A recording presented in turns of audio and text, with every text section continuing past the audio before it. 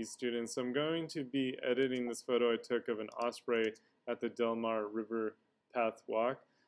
Pretty cool location. I was just, I brought my camera along, but I didn't really expect to be taking a picture of a bird. And you can see, I do have a fair amount of motion blur happening on my subject because I was only at 1/500th of a second. So ideally, I'd want to be at like 1/1600th or 2,000th of a second to really freeze these wings. But you can see some parts are decently sharp. So what we can do is, play with the file. So I'm going to open it in Camera Raw, do my global adjustments, and then I'm going to go into Photoshop and use the high pass to, really bring out the details and try to sharpen up the subject a little bit better. So again, this is a raw file. So if I double click on it, it'll open in Camera Raw. But if you're working with a JPEG, just right click or press Control and click and then open it into Camera Raw. So again, we can do our global adjustments, depending on how we shot our temperature, maybe adjusting the exposure. I'm actually going to line this up and bring the highlights down a teeny bit. I'm actually going to use a little dehaze just to kind of cut through a little clarity and texture.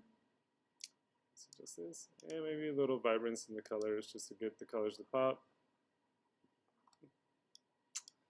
And so, I am adding a little texture and clarity, which will bring out some of the details, but I do want a little bit to the whole photo.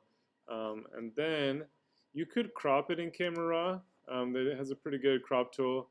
Again, you could crop it to be rule of thirds. So whatever the main part of the subject is, like the center of the body or the head on a person, you could crop it. So if I hold down the shift key, it'll keep the ratio the same. So I'm holding shift as I drag from a corner. And so you could line up a subject to be on the left third or on the right third. This one I actually can do both. So if I bring it over, I can kind of line it up more on the right third here, which actually looks nice because it's flying this direction. So maybe line up in the right third. Double click on it to commit that crop. And so once I'm kind of happy with my settings, like maybe I want to add a little vignette or something, that's cool too. All right. Once I'm happy with that, I'm going to click open, and it's going to open it into Photoshop. So then what we want to do is to bring out the details of my subject using the high pass filter. So first thing I need to do is work on a separate layer. So I'm going to go to Layer, Duplicate Layer, and then hit OK. And you'll see in your Layers tab, so make sure on the Layers tab that it copied the background layer. So then I want to go Filter, Other, High Pass. And so the high pass filter is really good at bringing out details. I'm just going to hit cancel just to show you that again. So go to Filter, Other, so done to Other, under Filters, over to High Pass. And you'll see, if I kind of zoom in on my subject, right, especially these wings were pretty motiony. If I kind of play with the radius, you'll see how it kind of wraps around the details differently. And so depending on which details you want to bring out, and if you want to make it sharper, or like kind of bring out edges better, you can kind of play with the radius of the pixels, and you'll see how it kind of changes. One will be like a lower radius to be more of a sharpening effect. The other one will kind of bring out the details more. And so this looks pretty good. You can kind of see us highlighting the wings really well. So I'm just going to hit OK at about 9 pixels. Obviously this looks very, very grayed out. So we need to apply a layer blending mode on this layer. So if you click on where it says normal, so again I have my top layer selected with the high pass filter. I'm going to click on where it says normal. And so the three that work the best is soft light, overlay, and hard light. So you can see soft light is the least amount, overlay is a little stronger, and hard light's the strongest. So if I turn this layer on and off, you can see just how much it's really bringing out those details, right, with this high pass filter. So I'll put on hard light. I would generally use soft light or overlay depending on how strong I want it. And because it's on a separate layer, even if the hard light's too strong, I can bring the opacity of that filter down by bringing the opacity down here. So I could do like 46% of it. So what we can do is a couple things. We could either paint it on, or we could select the subject. And so what we can do is under our quick selection tool, we could choose the select subject option. And so it did a decent job. I'm just going to kind of help it out on the tail, and I'm just going to turn on the minus part So again, you can switch between adding or subtracting from your selection. So I'm just taking off this part because I don't want to bring out the details. Oh. But again, depending on your subject, it might do well to select it out. So I'm just going to kind of get it as good as I can. And so then if I add a layer mask, this little kind of Japanese flag, I'm going to click on that and I'll mask it out. So you can see that it's just applying the settings on where I selected. So it's leaving the area inside the selection white, so you can see the white, and then basically making it black so it's not showing the high pass around my subject. And again, because it's on a layer mask, I can mask it further. So click on select and mask, and then I'm just going to help Photoshop kind of understand, especially kind of the edges it missed.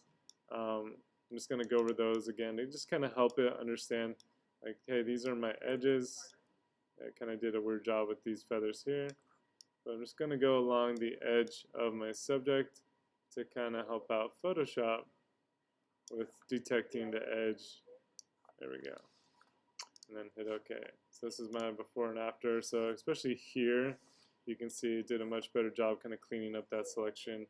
And so again, so I could leave it like this. And again, I could bring the opacity down if it's too strong. I could switch it to a soft light or an overlay blending mode. Because it's on a separate layer, it gives you so much more options. But as you can see, it's really bringing out the details of that hawk better. So I'm just going to throw this layer in the trash. So if I was happy with it, I would just go layer, flatten image, and then, save as, and save this as, my, actually, I think I'm in a 16-bit mode, so I got to go to 8-bit. But I'll just save this as, my V2, and then save it as a high-quality JPEG. So I'm just going to go back a couple steps. I'm just going to delete that layer and do it over again just so I can see it with just a brush. It's a little easier. So I'm just going to go layer, duplicate layer, hit OK. I'm going to go to filter, other, high pass. So I'm actually going to do a little lower radius just to see how that looks. It's going to be more of a sharpening effect. So I applied my high pass on my layer.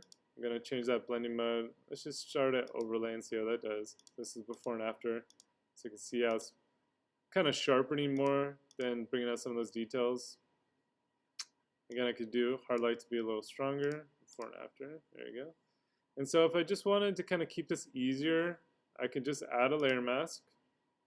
And then when it's all white, it's showing the whole high pass to the whole layer. So I just want to invert that by pressing Command or Control I, depending on if you're Mac or PC. So Mac is Command I.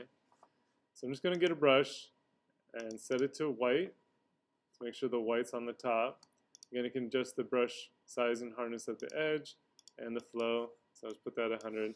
So then wherever I paint with white, we'll bring out the details. And so you can see here, I'm just kind of going over the shape of the subject, like so. And if you need kind of help seeing where you painted, if you hit the backslash, it'll kind of show in red where you haven't painted, and then it'll leave it clear where you have painted. And again, if you mess up, you kind of paint on areas, you can switch to black and then paint off kind of areas, that you don't want it to go on. So white shows that filter and black doesn't show. So I'm just kind of painting black around the subject. Again, it's kind of where I painted. So I would kind of take my time doing it, painting with white, and maybe I'd zoom in more, Command plus to zoom in, and just kind of go over my subject a little better with my white brush, maybe set it a little smaller. If I want to be really precise, I could, adjust the hardness of the edge and really get precise with it, where it goes. So say I'm happy with that. Again, I can, turn it on and off. I can adjust the opacity if I want it a little less. I can adjust the blending mode to either soft light or overlay. I'm going to keep it hard light just so you can see the difference. And so then I'm just going to go layer, flatten image. So flatten my layers, layer, flatten image. So I'll combine my layers. And then I'm just going to save this as V3 just so you can see the difference. So again, alright, it's still in my 16-bit mode, so I just need to switch this to 8-bit. It's just a little higher quality. And then save as, and that should give me the JPEG option. I'm just going to call this V3, and then hit OK.